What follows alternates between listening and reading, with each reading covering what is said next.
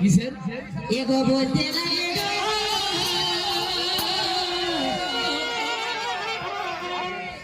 আরে দিদির বিহাইতে ছেলে আমি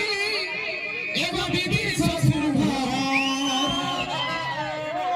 লোক দিন গেছিল গো